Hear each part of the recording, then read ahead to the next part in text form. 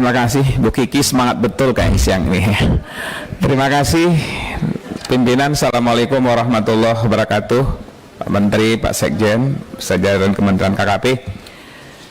Pertama tentu saya mengapresiasi ya semangat Pak Menteri luar biasa. Saya monitor terus di media sosial, di semua kegiatan ini semangat Pak Menteri luar biasa keliling Indonesia Pak Menteri. Dengan target terhadap pendapatan negara yang saya pikir ini luar biasa, kita harapkan bisa terwujud nih Pak Menteri ya.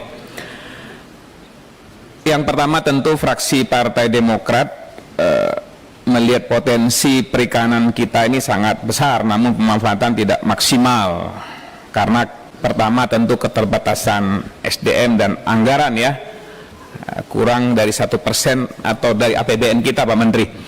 Anggaran KKP tahun 2022 ini sebesar 6,11 triliun ya, dengan automatic adjustment itu sebesar 296,58 miliar. Tentu fraksi Partai Demokrat meminta agar KKP perlu melakukan langkah-langkah strategis secara cermat dan tidak melakukan pencadangan anggaran terhadap program dan kegiatan yang bersentuhan dengan masyarakat kelautan perikanan dalam rangka menumbuh dan membangkitkan ekonomi nasional. Ini beberapa hal. Kemudian tentu berkaitan yang kedua Pak Menteri, permasalahan pupuk subsidi.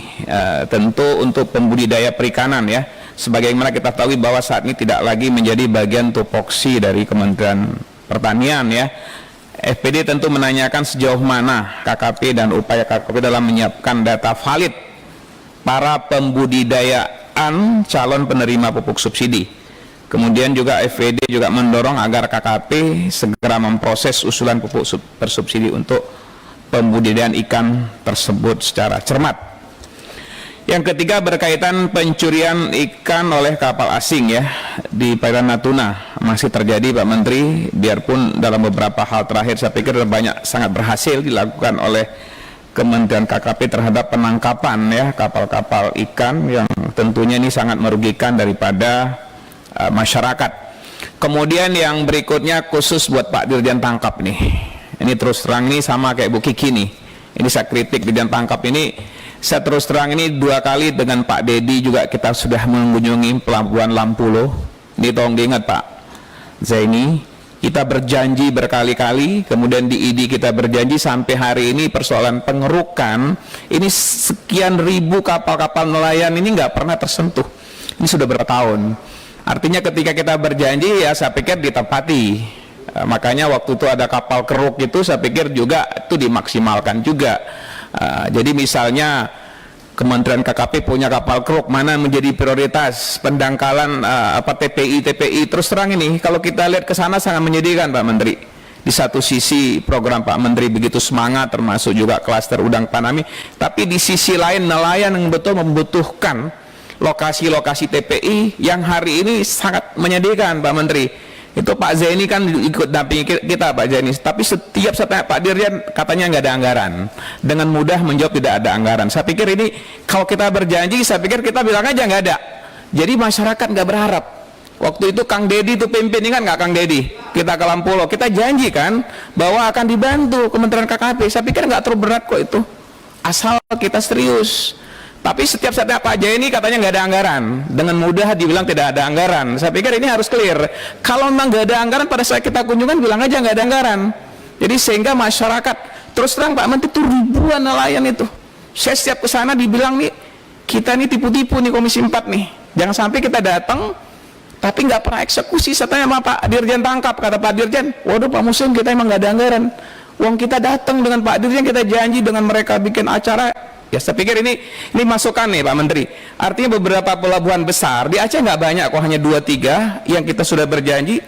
Kalau memang ada kapal keruk, saya pikir nggak lama seminggu selesai itu. Jadi sehingga hal-hal seperti ini tidak terjadi. Kemudian terakhir berkaitan Dirjen Budidaya ini, Pak Dirjen, kita bareng-bareng kemarin kita ke Aceh. Ini banyak sebenarnya yang menjadi masukan terhadap seperti indukan. Kemarin saya lihat ada bantuan misalnya indukan ikan kerapu. Selama ini untuk mendapatkan indukan kan kita harus ngambil itu dari Surabaya, dari